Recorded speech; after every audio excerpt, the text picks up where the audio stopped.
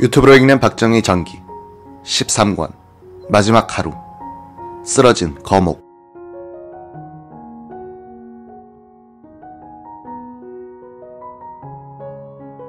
글라이스틴 대사는 국무부로 보낸 10월 28일자 전문에서 또 이런 요지로 언급했다.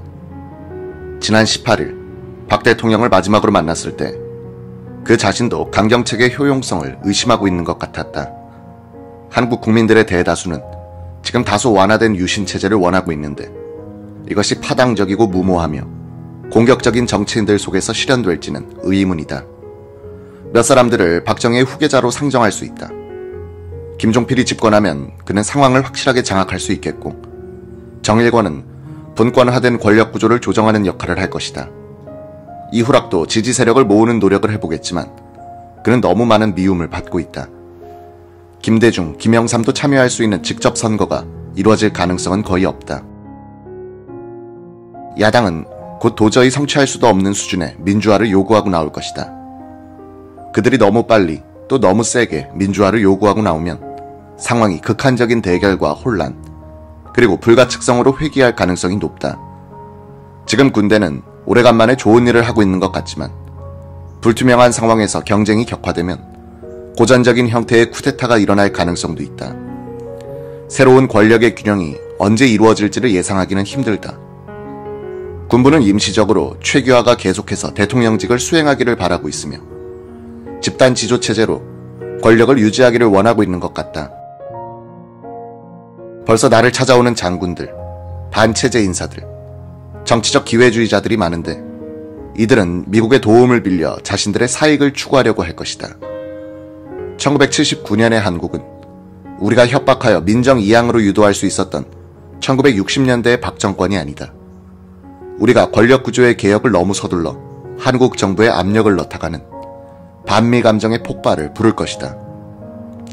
12.6 사건 이후의 한국 정세를 분석한 글라이스틴 대사의 이 보고 전문을 읽고 있으면 대사는 한국 야당의 수권 능력을 아주 낮춰보고 있음을 알 수 있다.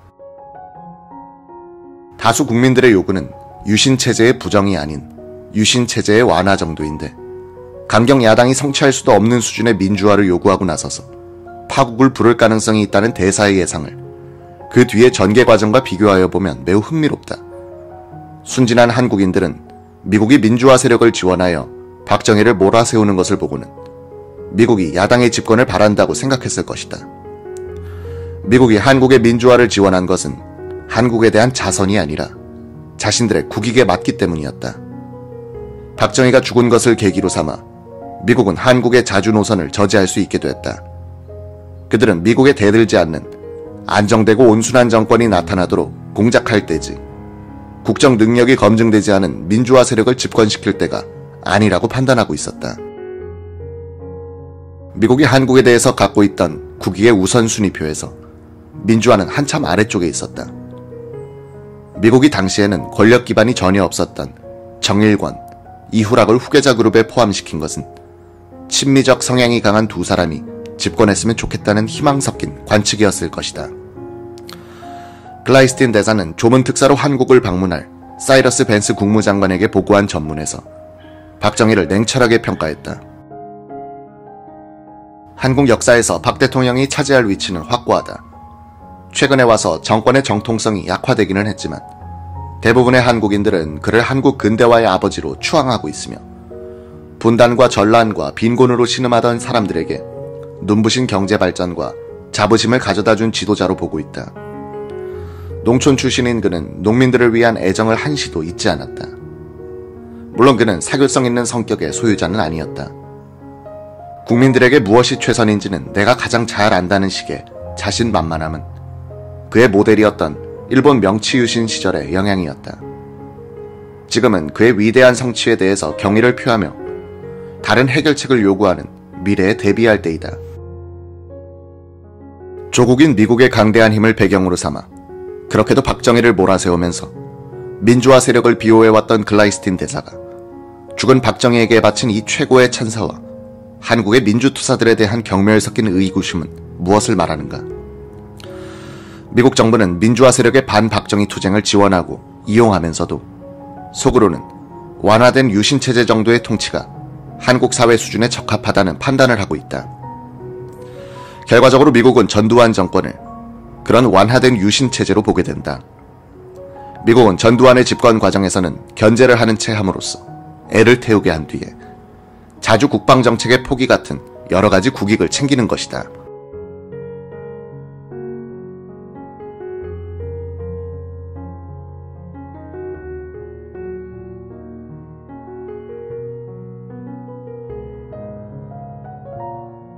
(10월 26일) 밤 궁정동의 총성은 이 나라를 지탱하고 있는 것 같이 보였던 한 거목을 쓰러뜨렸다. 약 8시간 계속된 권력의 공백을 메우고 들어간 것은 최규하의 대통령직 승계, 그리고 정승화 계엄사령관의 등장이었다. 이 두 사람은 법에 정해진 대로 권한을 잡은 것이지 권력 그 자체를 장악한 것은 아니었다. 난세에 법은 권력 앞에서 고개를 숙인다. 최, 정 두 사람은 이날 밤 각자의 권위에 큰 손상을 받았다. 대통령 권한대행이 된 최규하는 김재규가 시해범이란 사실을 알고도 애매하게 행동했다는 비판을 받게 되며, 계엄사령관이 된 정승화는 시해 사건 현장 가까이에 김재규의 초대로 가 있었다는 사실로 인해 숱한 음모설과 의구심의 대상이 된다. 권력은 권한 더하기 권위란 공식을 적용한다면 두 사람은 권위는 없고 권한만 있는 반쪽의 권력을 가진 데 불과했다. 곧 나머지 반쪽을 쥐게 될 전두환 보안사령관이 10월 26일 저녁 7시 30분쯤 서울 연희동 집을 나섰을 때 그는 이 나라의 권력 서열에서는 아마도 50위 안에도 들기 어려운 형편에 있었을 것이다. 김재규의 정보부는 보안사의 대민 정보 수집 업무를 폐지시켰고, 차지철의 경호실은 전두환 사령관이 대통령에 접근하는 길을 거의 봉쇄하고 있었다. 1979년 3월 노재현 국방장관은 1사단장으로 나간 지 1년 남짓한 전두환 소장을 2군 사령관으로 승진해 나가는 진종채 장군의 후임으로 보안사령관직에 천거했다. 그 이유는 5.16 때부터 박 대통령의 신임이 두터운 전 장군이 차지철의 군에 대한 개입을 견제해 줄 것이라 기대했기 때문이었다. 전두환의 보안사를 격동기의 부대로 불러낸 최초의 사건은 부마 사태였다. 10월 18일 0시를 기해서 부산에 계엄령이 펴지자 부산 지역 계엄사 산하에 부산지구 보안부대를 중심으로 한 합동수사단이 설치됐으나 정보부 부산 분실의 위세에 눌려서 주도적 역할을 하지는 못했었다. 전두환 보안사령관은 부산에 계엄령이 펴진 10월 18일 새벽에 부산 지역을 시찰하러 내려갔다. 부산지구 보안부대장은 권정달 대령, 전 소장은 권 대령을 만난 뒤 최석원 부산시장을 찾아갔다. 마침 그때 김재규 부장이 시장실에 들어가 있었다. 전두환 소장은 시장을 만나지 못하고 서울로 돌아갔다. 전두환 사령관은 허화평 비서실장을 책임자로 지정하여 시국 수습 방안을 담은 중요 보고서를 작성하도록 했다. 이 보고서를 청와대로 올리면 차지철 경호실장을 거칠 게 뻔한 일이었다. 이 보고서에는 경호실장의 군에 대한 개입의 문제를 제기하는 것을 포함해 혁신적인 시국 수습 건의가 들어있었다. 전 소장은 대통령 친척을 통해서 10월 29일로 대통령 단독 면담 일정을 받아놓았다. 10월 26일 저녁 연희동을 떠난 피아트 132형 승용차에는 앞자리에 전속부관 손삼수 중이, 뒷자리에는 전두환 부부가 타고 있었다.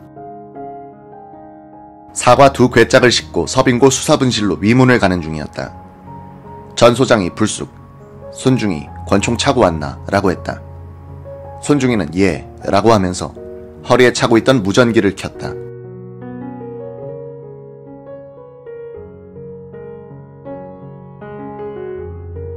(1979년 10월 26일) 저녁 8시를 조금 넘어 전두환 보안사령관을 태운 피아트 132가 육군본부 정문 앞을 지나 크라운 호텔 건너편에 이르러 우회전으로 들어가는데 무전기에서 육성이 나왔다.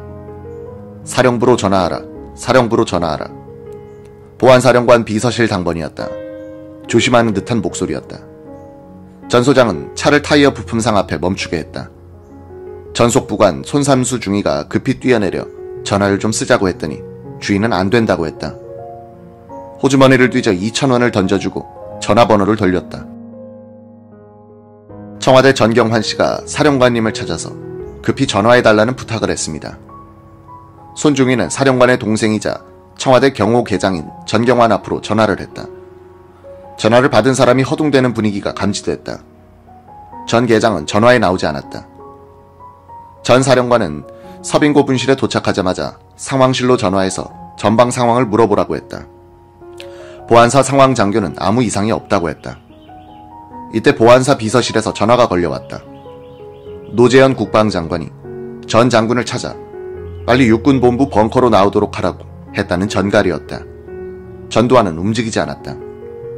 손부관이 보기에는 군의 보안 관련 정보 책임자로서 상황을 파악한 뒤에 상관을 만나야 한다는 생각을 하는 것 같았다. 경호실장에게 전화대라. 손부관은 경호실장 부관에게 전화를 걸었다. 실장 부관은 전화를 받더니 기다리라고 한 뒤 수화기를 놓고는 그만이었다. 몇 분을 기다려도 응답이 없었다. 그만 전화 끊고 경호실 상황실장 대라. 정동호 상황실장은 하나회 회원이었다. 그도 사무실에 없었다. 전화를 받은 사람은 굉장히 당황하고 있었다. 손 부관이 물었다. 그 안이 지금 바쁘죠? 예, 바쁩니다. 아내 일입니까? 바깥 일입니까? 아내 일입니다. 이 통화 내용을 전두환 사령관에게 보고했다. 전 사령관은 아내 이순자를 피아트에 태워 집으로 보낸 뒤였으므로 자신의 승용차를 부르게 했다. 그러고는 노재현 장관에게 전화를 걸었다. 지금 사복 차림인데 괜찮겠습니까? 라고 물었다. 노 국방은 옷차림은 신경 쓰지 말고 바로 육군본부 벙커로 오라고 했다.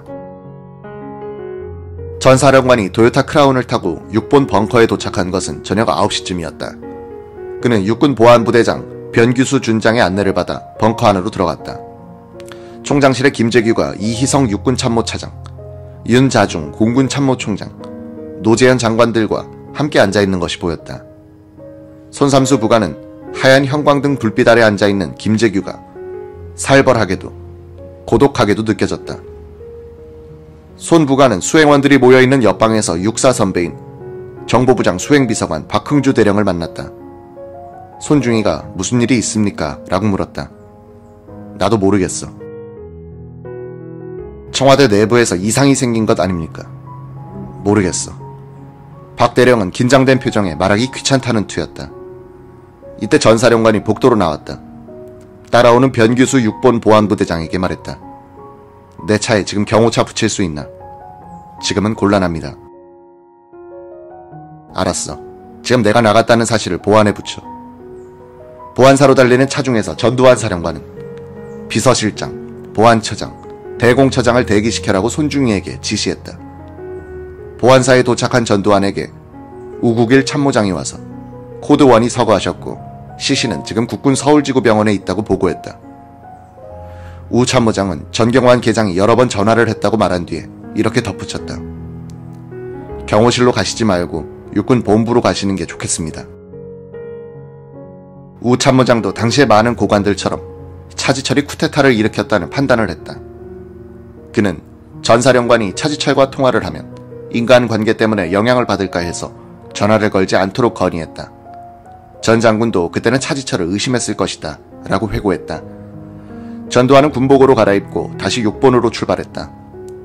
승용차가 경복궁 앞 동식자각 앞을 지날 때 전 사령관은 백밀러를 보더니 야, 경호병이 안 탔잖아 라고 했다.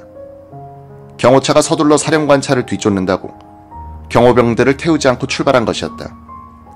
손중희는 사령관 차에서 내려 뒤로 뛰어가 경호차 운전병에게 빨리 경호병을 태우고 오라고 소리쳤다. 자정 직전에 전 사령관은 김진기 육군 헌병감과 함께 정승화 총장에게 불려가서 김재규를 체포하라는 지시를 받는다. 정 총장은 김재규가 대통령 시해범이란 말은 하지 않았다. 이때 전 사령관은 이미 대통령의 시신이 보안사 옆 군병원에 안치되어 있다는 것을 알고 있었으므로 정 총장의 지시는 김재규를 시해범으로 체포하라는 뜻이라고 이해하고 있었다. 전두환은 이날 밤 직속상관인 노재현 장관에게는 대통령의 시신이 안치된 장소에 대해서 보고를 하지 않았다.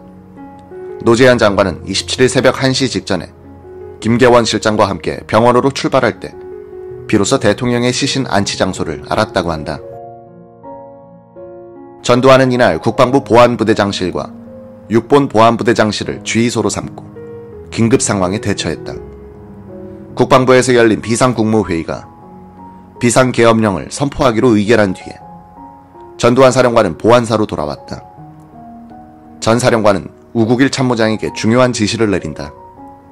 정보부, 검찰, 치안 책임자를 아침에 소집하시오. 중앙정보부 국장급 이상 간부들을 전원 연행 조사하시오. 그리고 포고령을 통해서 중앙정보부의 기능을 정지시키시오.